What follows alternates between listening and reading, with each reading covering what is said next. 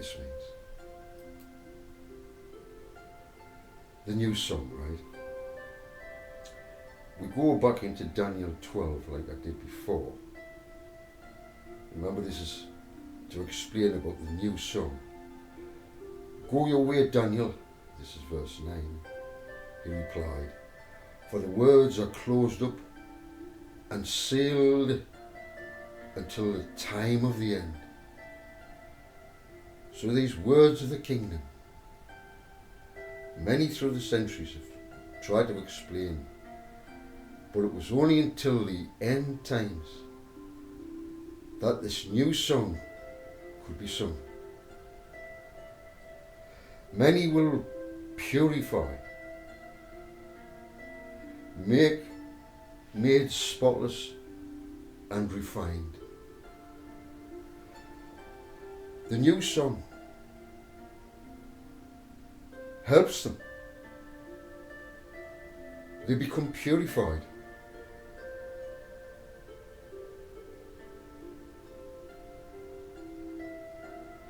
Made spotless. Does that remind you of something? The bride of the Lamb, spotless, unblemished, and refined. You have been refined. You've been put through the fire. And because you've come through the fire, you can now sing this beautiful melody with me of the kingdom of love, the only solution to mankind's problems.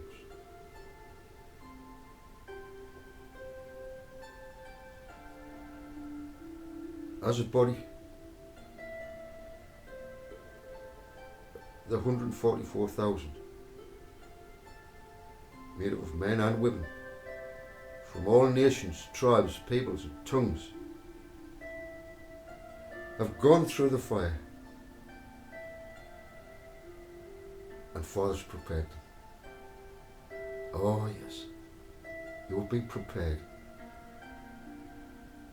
Put all those experiences behind you now and walk forward with me.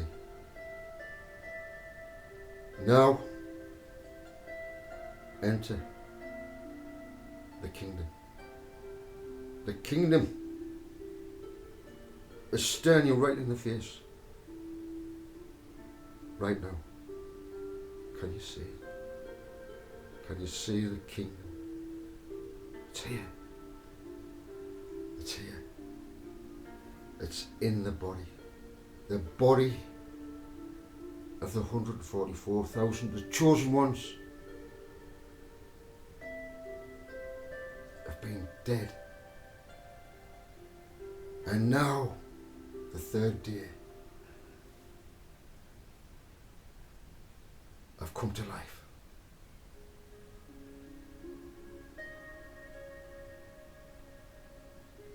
You will be with me in paradise. I promise. I promise.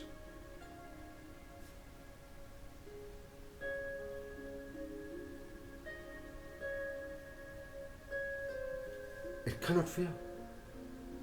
The kingdom, my Father's kingdom, cannot fail.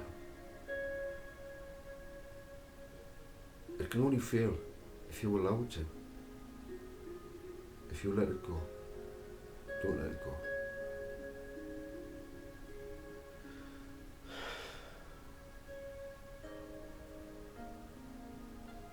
Let's carry on. So you've been refined, but the wicked will continue to act wickedly. None of the wicked will understand, but the wise will understand. In other words, you won't be able to sing this song. The wicked will not be able to learn this song, the kingdom song. So when you do videos, whatever it is, and you were building people and you were helping people out of the fire, my Father gives you a pat on the back and says, well done, well done. It is the correction of the mind. But sadly, if someone is purely wicked within themselves, no matter what I say here, no matter what you say, they will not understand. They cannot enter the kingdom because of their wickedness. They will not understand it.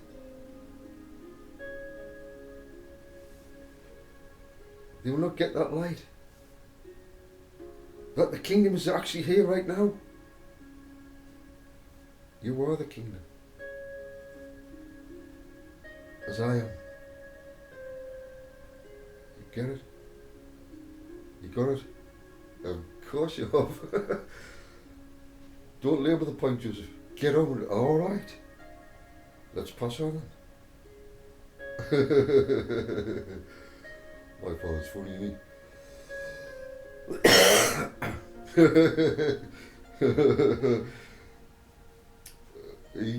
He's always, come on, get on with it. Okay.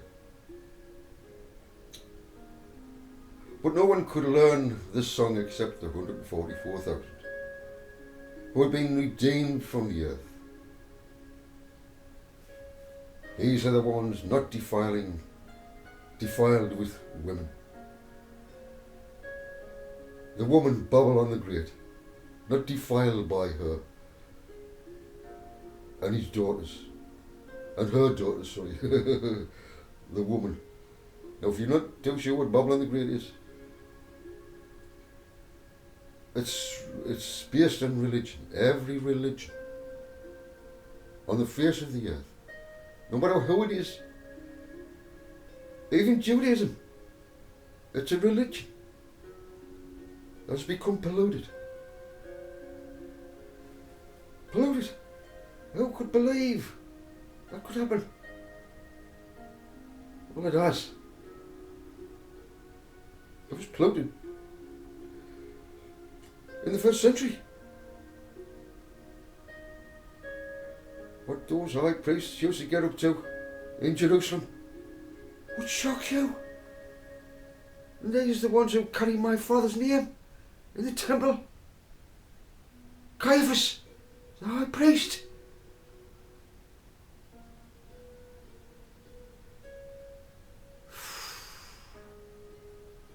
He was wicked. Absolutely wicked. What he was doing. He was the one who got Yeshua put on a cross with his father-in-law, who was a high priest. It passed on to him, Caiaphas. They were both wicked. Stand at that trial, egging them on.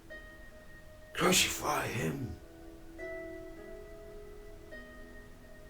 And what they did in the temple with all the sacrifices, the money exchanges. That's why Yeshua went into the temple, to expose them, what the priests were doing in Jerusalem, who claimed to be Jews. And it's no different today. There are some faithful Jews, like there was in the 1st century, who wanted no part of it. No part of Zionism. This is talking about Zion. This is heavenly Mount Zion, not Zionism. Get it straight. I'm not talking about Zionism here. This is heavenly Mount Zion. Why do I get annoyed?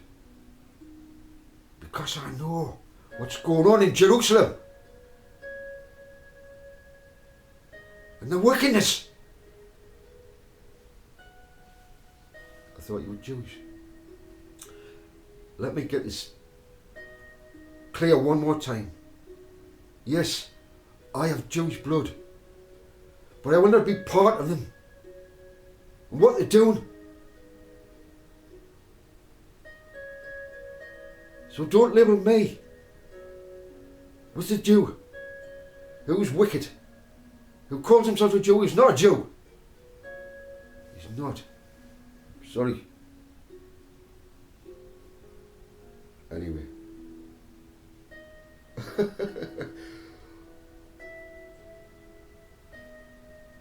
Hey, Joseph go a bit crazy now and again.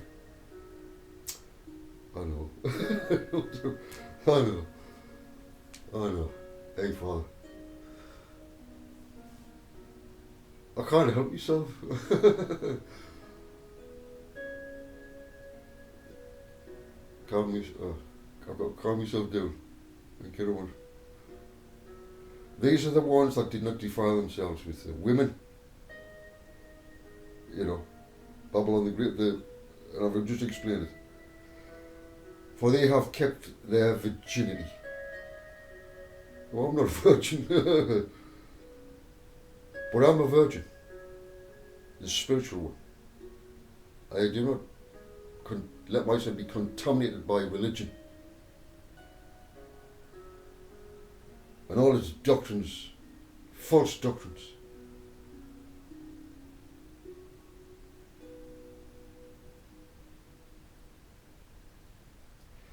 These are the ones who follow the Lamb wherever he goes. They were redeemed from the human race as the first fruits of God and of the Lamb.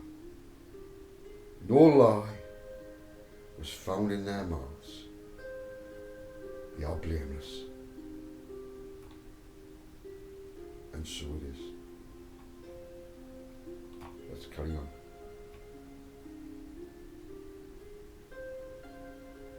Verse 8. Verse 6. Sorry. Then I saw another angel flying high overhead, having the eternal gospel to announce to the inhabitants of the earth, to every nation and tribe, language, and peoples. He spoke with a loud voice, "Fear God and give him glory, because the hour of judgment has come. Worship the maker of heaven and earth, the sea and the springs of water." So that's what he cries. Wow. That's how I feel as well. Give my Father glory. Give him glory. Why? Because he's the creator. He's our Father. He's the Father of all creation. He deserves our respect. He deserves our respect. Come on now. He's so humble. He is. He's so humble. My Father. He loves every one of his children who he created. Even the devil, Satan. But he knows he'll never change. So he can't do nothing with him.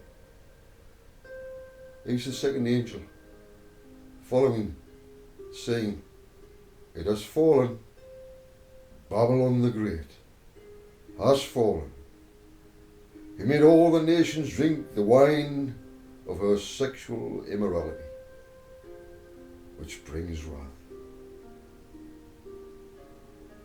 I am announcing today, she has fallen. Babylon the Great has fallen. She's on her knees. She's not dead yet. But she's fallen on her knees, flat on her face. Babylon the Great has fallen.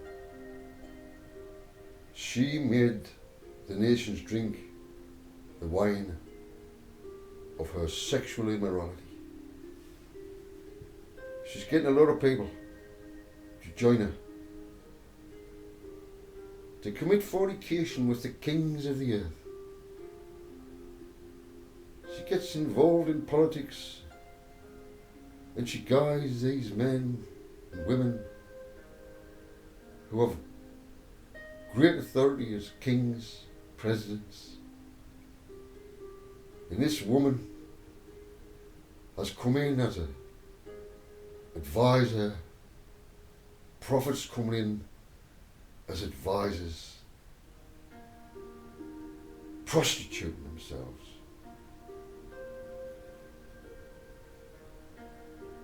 And a third angel following them and spoke with a loud voice.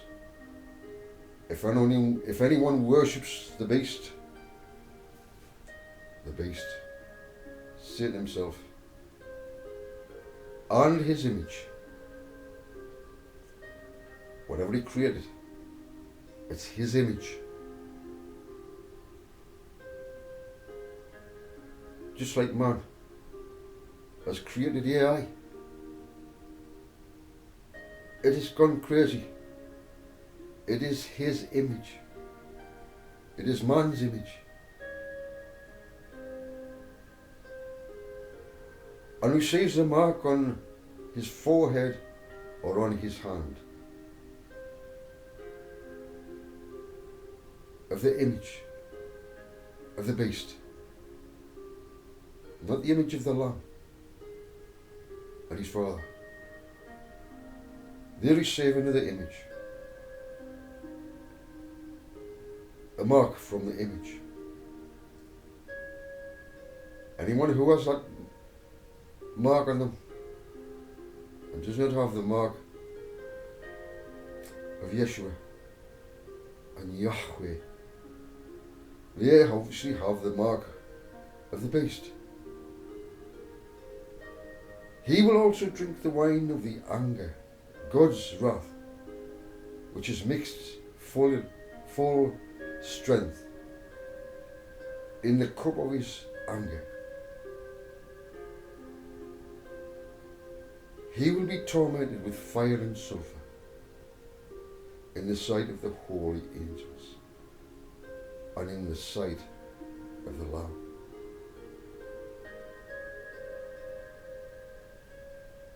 Everyone says, oh, they must be in hell, a fiery hell. No, while they're still on this earth and they hear these fiery judgments coming upon them, it is a torment. They are now being tormented, earthwide. All these religions are hearing this message of the torment, the fire and sulphur that rained down upon Sodom and Gomorrah. We have Tel Aviv. That could be called as Sodom and Gomorrah. Do you know what goes on in Tel Aviv? Eh?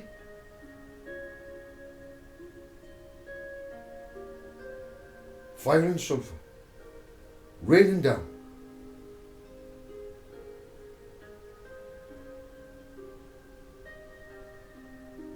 In the sight of the holy angels. That's us. And in the sight of the Lamb. We are witnessing it right now.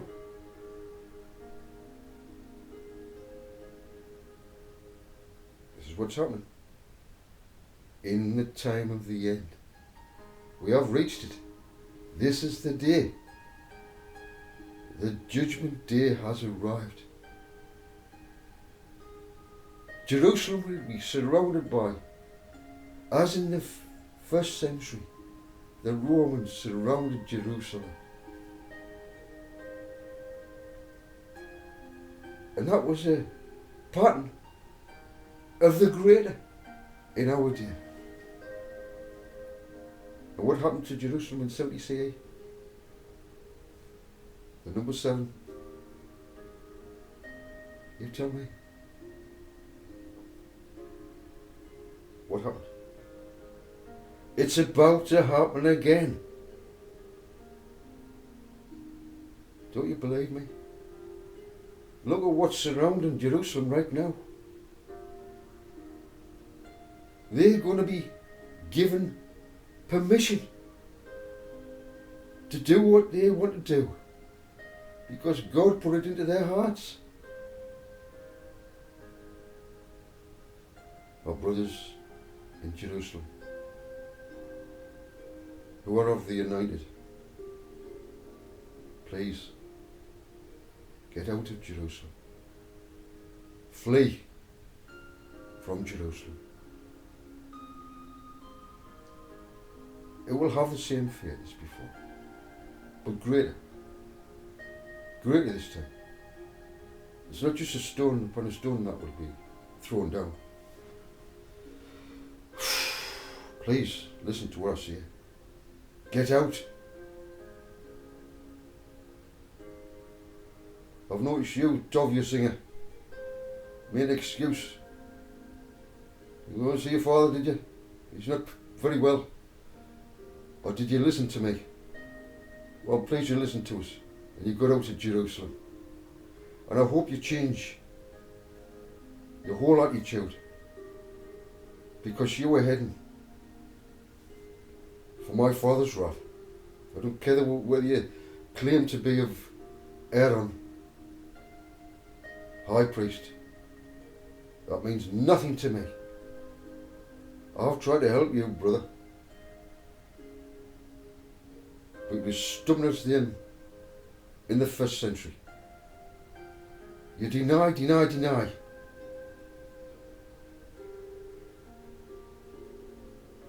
And the shroud of Turin, you skirted round it like a coward. You did.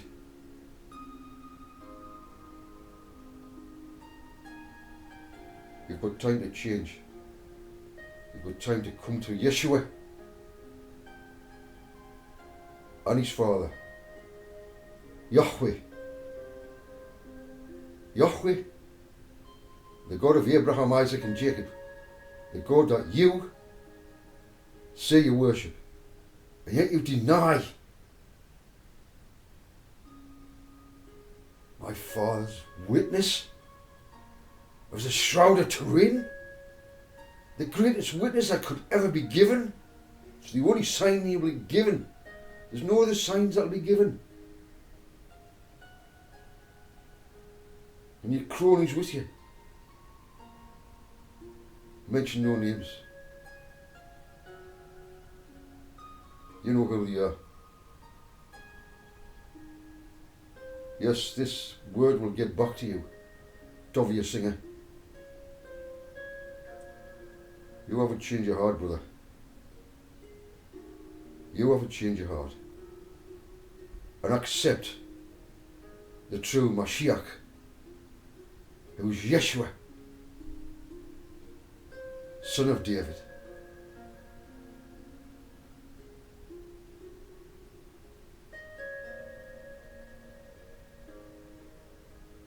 And the smoke of their torment will go up forever and ever.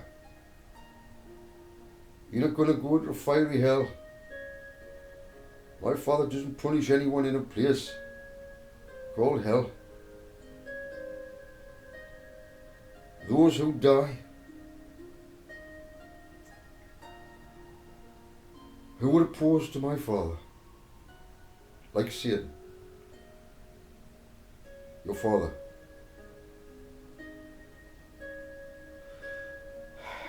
When death comes,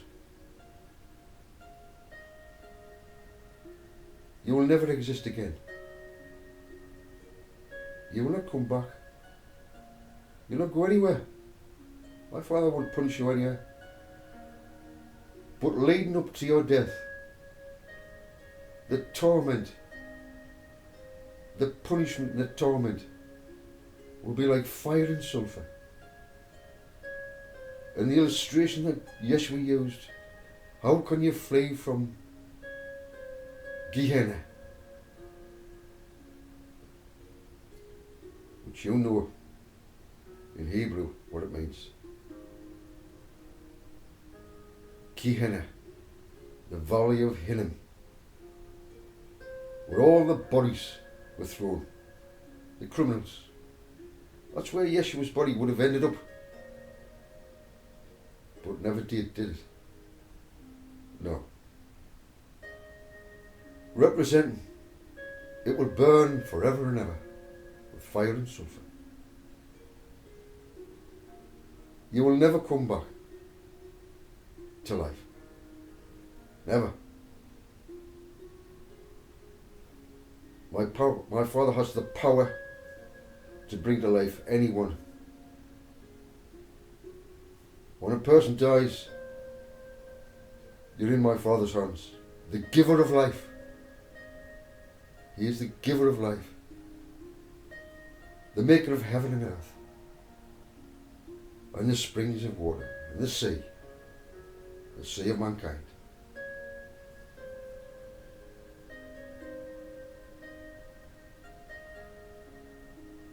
And the smoke of their torment will go up forever and ever. There is no rest, day or night, for those who worship the beast and his image, and anyone who receives the mark of his name. This demands the perseverance of the saints who keep God's commandments and their faith in Jesus. Then I heard a voice from heaven say, "Write, the dead who die in the Lord from now on are blessed. If anyone is killed, they will be truly blessed. They will be coming back on this very earth. It won't take long for them. They won't have to wait in line. They'll be coming back through the DNA of Adam and Eve. Born again. Yes, says the Spirit. Let them rest from their labour, for their work follows with them. Everything that it did will never be forgotten. It will be a record in heaven. My Father keeps the record. It follows with him.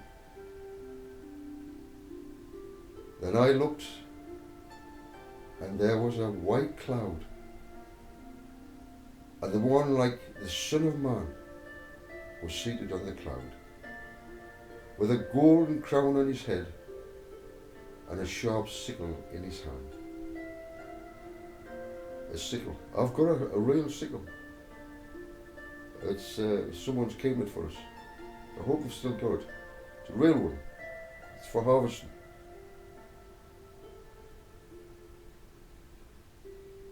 So there's going to be a harvest. The one seated on the cloud, the great cloud of witnesses. The 144,000 is the cloud, the white cloud. He is the Son of Man, was seated on the cloud with a golden crown on his head and a sharp sickle in his hand. Another angel came out of the sanctuary, crying out in a loud voice to the one who was seated in the cloud, "Use your sickle and reap, for the time to reap has come, since the harvest of the earth is ripe." So the one seated on the cloud swung his sickle over the earth, and the earth was harvested. And so it is. The Son of Man sends out the 144,000. They are his sickle. They send out the word because they are him as he is them. They are all one in the body, in the cloud. They all make up the cloud.